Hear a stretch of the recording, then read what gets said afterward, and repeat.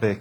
And now let us move to our second speaker in this panel, Dr. Israel Altman, who is a senior research fellow at the Institute for Policy and Strategy at the IDC in Herzliya and was formerly at the Moshe Dayan Center as a researcher here in this university, and he will speak on Arab Sunni Islamists and Iran.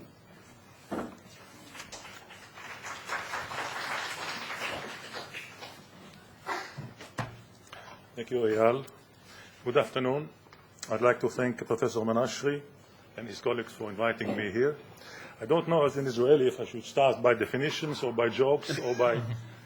so I just go ahead with the work.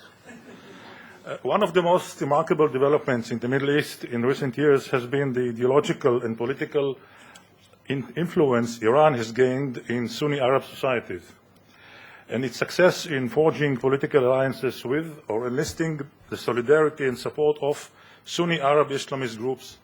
Hamas and the Egyptian Muslim Brotherhood are the most outstanding examples.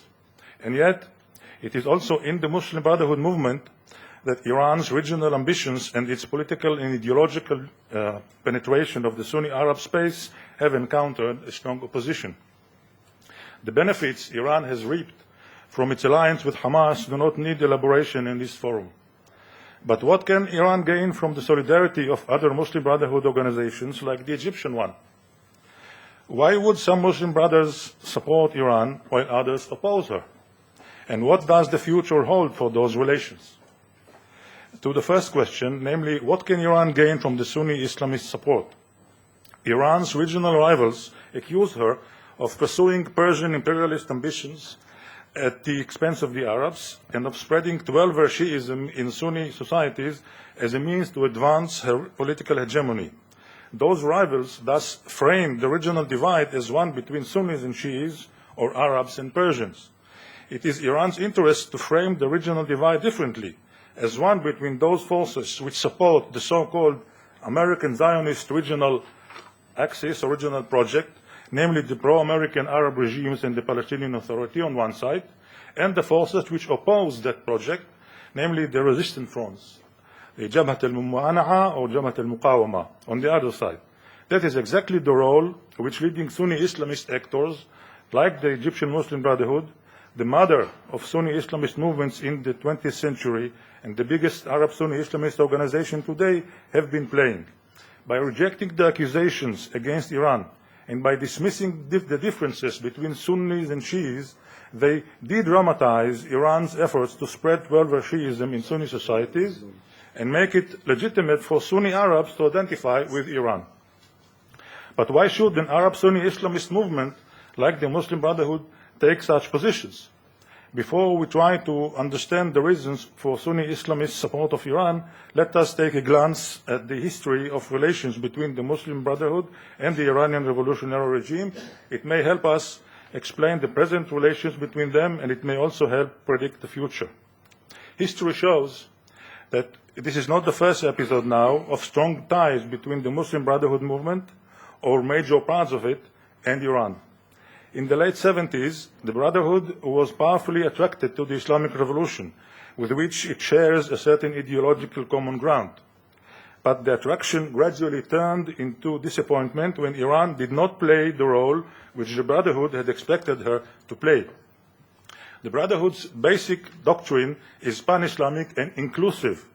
Unlike the classical Wahhabis, who defined themselves to a large extent by their opposition to other variations of Islam, particularly the Shia, the Brotherhood has no problem with such variations. Its problem is with the West. The movement's founder, Hassan al-Banna, considered all the legal schools and Muslim sects, except for the Baha'is and Qadianis, as parts of the Muslim nation. Driven by his pan-Islamic vision, he participated in the foundation in 1948 of the Association for Rapprochement between the Islamic legal schools, which was actually designed to bridge the gaps between Sunnis and Shiis. The Islamic Revolution in Iran inspired the Brotherhood as a popular Islamic movement which toppled the pro-American secular regime. There was also an ideological affinity, though not convergence, in their respective ideas regarding the Islamic government implementing the Sharia in the Islamic State. The Brotherhood and Iranian Islamists found mutual interest already in the early 50s. In the 1970s, Brotherhood representatives met Iranian activists and Ayatollah Khomeini in exile, and senior Brotherhood figures were the second foreign group to arrive in Tehran right after Khomeini's triumphal arrival, preceded only by Yasser Arafat. The Brotherhood then helped Iran bypass American sanctions imposed on it following the takeover of the U.S. Embassy by providing Iran with badly needed essential products. Their relations soured, however, by the mid-1980s, as the revolution was increasingly perceived as nationalist Iranian and Shi'i rather than pan-Islamic. This was reflected in the exportation of the revolution to the Gulf Arab states, in Iran's alliance with the Syrian regime, in spite of its crushing of the Syrian Muslim Brotherhood, and in the Iran-Iraq war. The Brotherhood initially criticized Iraq for launching the war, but then turned against Iran for extending it in order to topple the Iraqi regime and occupy Iraqi territories. And during the Second Gulf War, the Brotherhood took Iran to task for not coming to Iraq's aid and for supporting the Shi'i uprising against Saddam's regime. The Brotherhood was disappointed then because Iran did not play the role it was expected to play. With that in the background, let us now return to the present and try to understand the positions of Muslim Brotherhood organizations with regard to Iran. One should bear in mind that the many organizations which constitute the Muslim Brotherhood movement have a lot in common, but they face challenges which vary from one arena in which they operate to another, and consequently, their strategies vary from one arena to another and may change over time. This is true also with regard to our topic. The Egyptian Muslim Brotherhood considers Iran primarily as the regional power which leads the struggle against the US and Israel, helps the Palestinian cause by its support of Hamas, and is a partner in the struggle to dismantle the regional order of Arab states, as well as in the struggle for Egypt itself. Iran seeks to weaken the Arab states in order to advance her regional dominance, while the Brotherhood seeks to weaken the state in order to be able to take power and replace it with a Sharia state. The growing identification of the Egyptian Brotherhood with Iran in recent years should be seen in the context of the Brotherhood's increasing domestic difficulties. Since its electoral achievements in 2005, the organization has come under a strong pressure by the regime, which included imprisonment of senior leaders, a crackdown on the Brotherhood's financial arm, and legislation designed to block its access to electoral processes. Iran can help the Brotherhood delegitimize and embarrass the Mubarak regime. She actually did it by facilitating the deterioration towards the Gaza war and by its propaganda attacks against the Egyptian regime during the war. The same goes for Hassan Nasrallah, who during the war urged the Egyptian people and the commanders of its armed forces to disobey their government with regard to Gaza. During the Gaza war, the Brotherhood's top leader, General Guide Muhammad Mahdi Akif, strongly defended Iran, rejected the charge that it used the Palestinian cause and Hamas to achieve regional objectives and in the struggle over its nuclear project. There are two agendas at play, he said. One calls for capitulation, while the other, that of the resistant axis, in which he considers his organization to be a member, calls for resistance and jihad to drive away the Zionists. Who is wrong in the Gaza crisis, Akif asked, Iran or the Arabs? Iran is noble, manly, and humane and helps miserable people who are besieged by the Arabs, he answered. During the 2006 Lebanon war, the same Akif declared that Hezbollah leads successfully the resistance against Israel, and therefore the Brotherhood recognizes Hezbollah's leadership of the struggle. By adopting such positions, just when Iran and Hezbollah appear increasingly as enemies of the Egyptian state, does the Egyptian Brotherhood not compromise its domestic appeal? It certainly faces a dilemma, which was exposed when the story of the Hezbollah terror cell in Egypt broke out recently. The Muslim Brotherhood everywhere faces an inherent tension between its identity as a pan-Islamic da'wah movement with a global agenda and which does not recognize the nation state on the one hand, and its claim for recognition as a political party with a national agenda wherever electoral policies are allowed on the other hand. This tension is strongly reflected in the Egyptian Brotherhood's position regarding the Hezbollah cell. Thus, General Guide Akif and members of the Guidance Bureau, the organization's highest executive body, dismissed the whole issue and defended Hezbollah. By contrast, Brotherhood's parliament deputies, keen to promote the organization's image as an Egyptian political party loyal to Egypt, declared that Egypt's national security is a red line and condemned anyone who infringes upon that red line because Egypt comes first. And senior Brotherhood figure criticized Hassan Nasrallah for failing to apologize for inciting the Egyptian people and army against their government during the Gaza war and for operating the clandestine cell in Egypt. This criticism was probably an attempt to deflect the regime's accusation that the Brotherhood coordinated its demonstration in Egypt during the Gaza war with Hezbollah. It should be mentioned that the Egyptian Brotherhood has welcomed Iran's nuclear program, which in its view will create a balance between the Arabs and Muslims on the one side and Israel on the other. It rejects the argument that nuclear Iran will pose a threat to the Gulf states. By contrast, the Syrian Muslim Brotherhood, which is illegal and membership in it is punishable by death, has related to Iran as to the closest ally of the Assad regime. It has fiercely criticized Iran's Shiitization activities, spreading of Shia in Syria, and accused the Syrian regime of allowing the country to be turned into an Iranian province. It also criticized Iran's nuclear project and condemned the stated territorial ambitions of Iran in Bahrain. The Brotherhood's recent attempts to reach a détente with the Assad regime have not changed its attitude to Iran, at least so far. In Lebanon, the organization affiliated with the Brotherhood, the Islamic group, Jama'ah Islamiyah, has been allied with the Sunni establishment associated with the Hariri family and with the March 14th alliance, and has been critical of Iran's regional ambitions and of Hezbollah's opposition politics and of Hezbollah's use of its weapons against its domestic political rivals.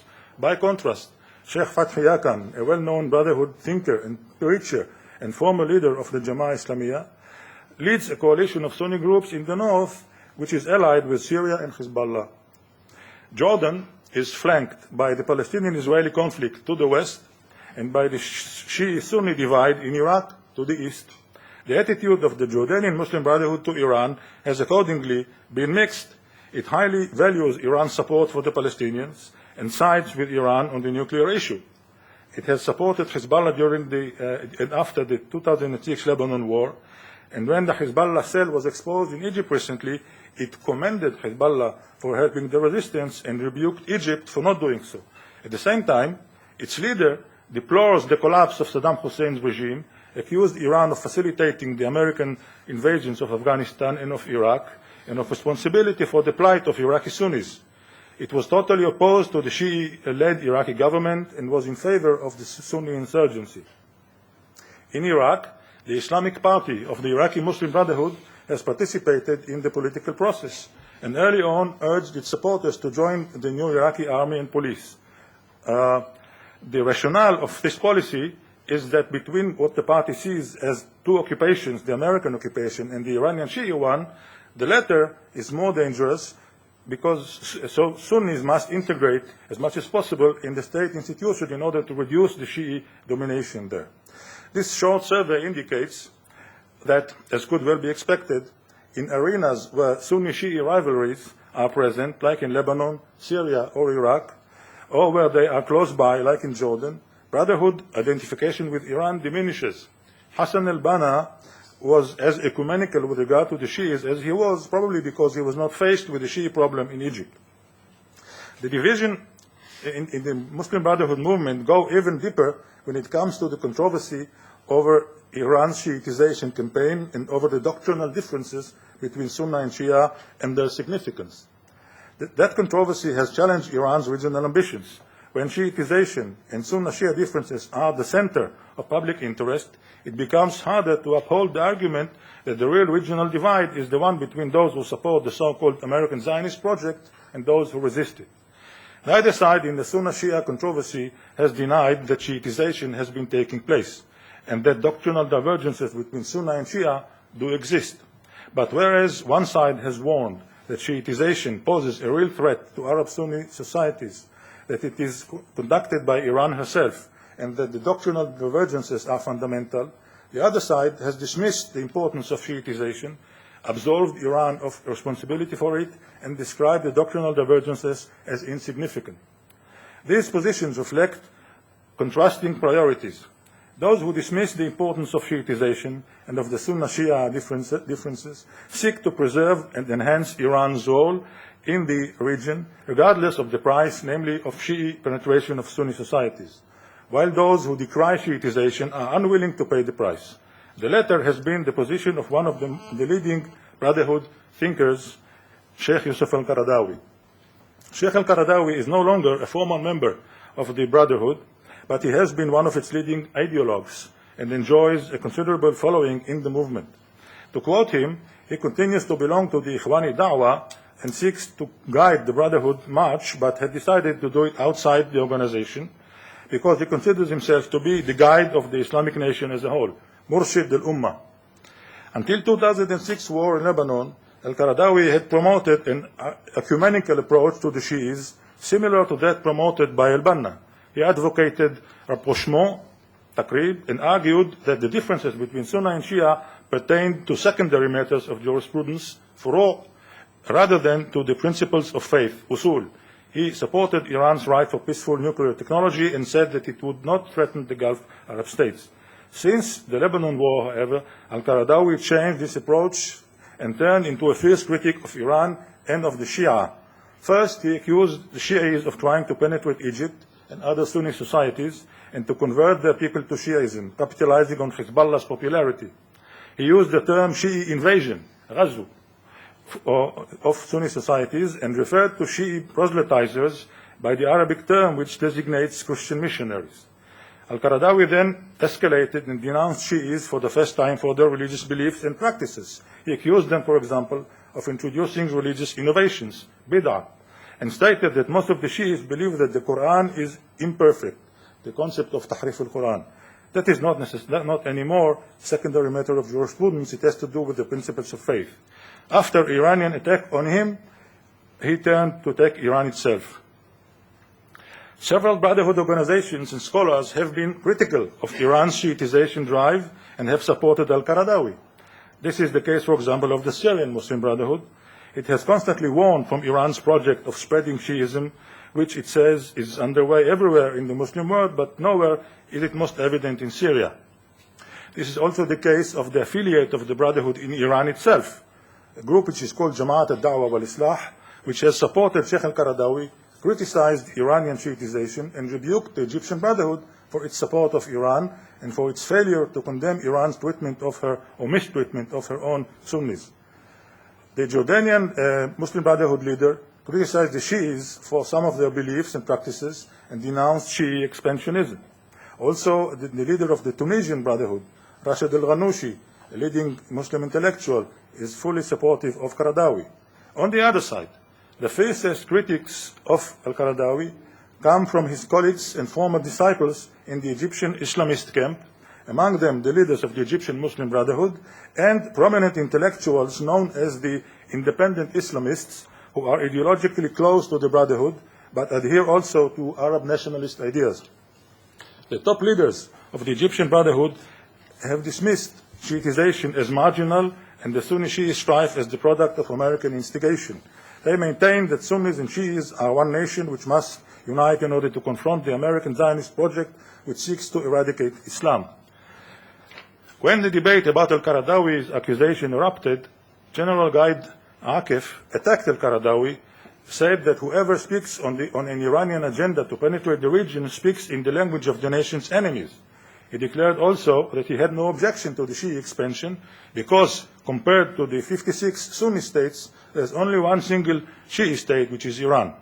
His first deputy attacked al-Qaradawi on the ground that he should have warned from the Zionist threat, not from Shi'i expansion in Iranian danger.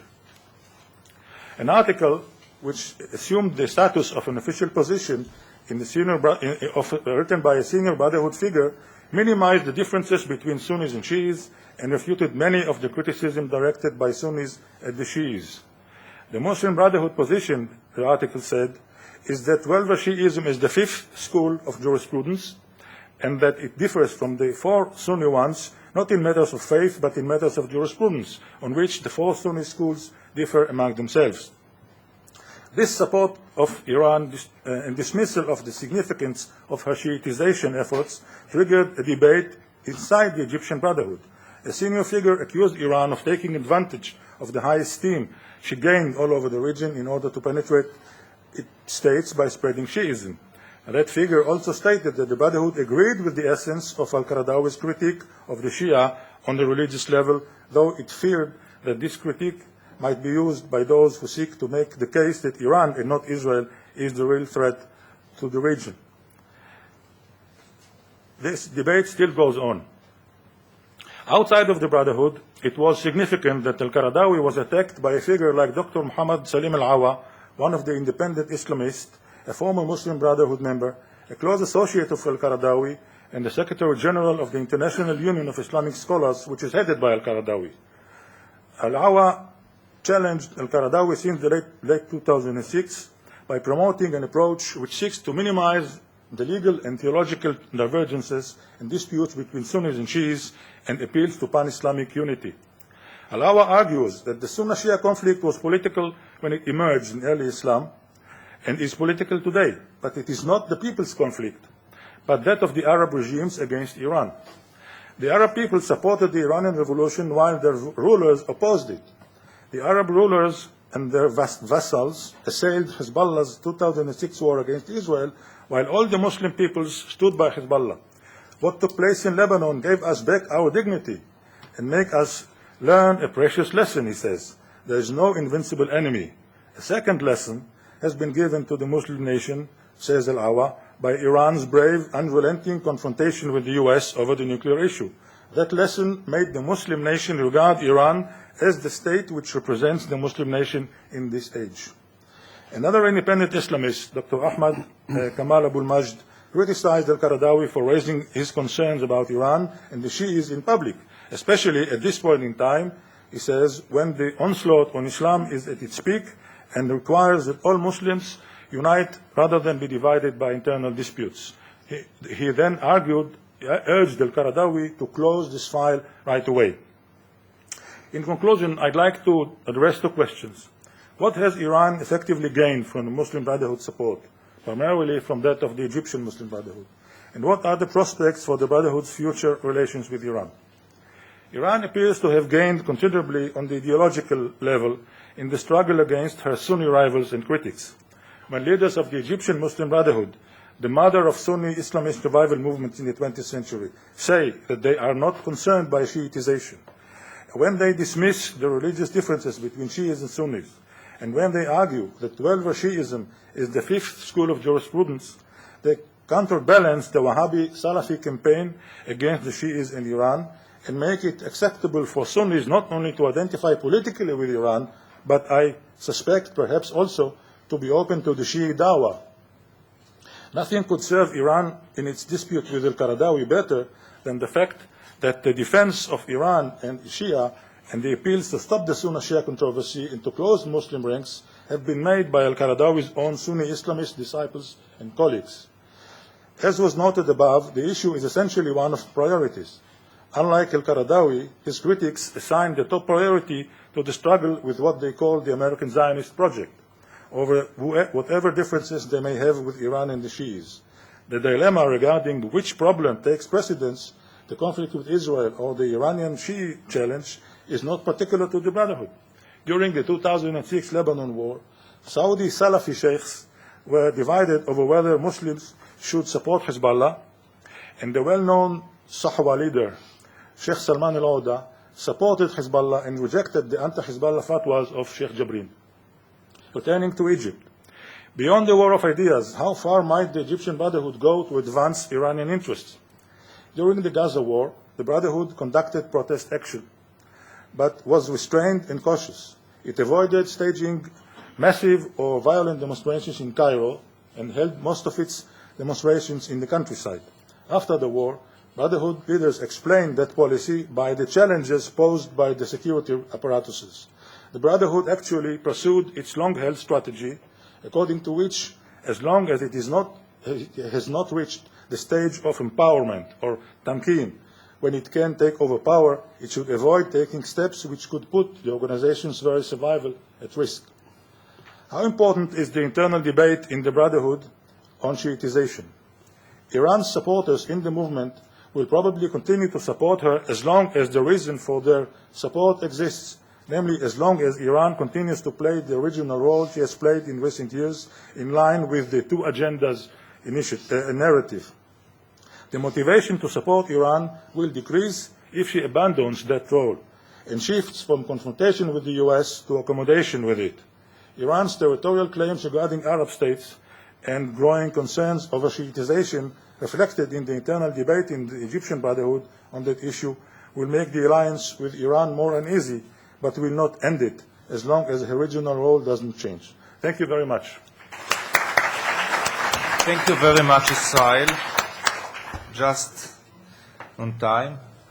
Thank you. And it is time to move to the more acoustic and urging issue of Iran as emerging nuclear power. And do invite the speakers of the next panel to take their seat. Thank you.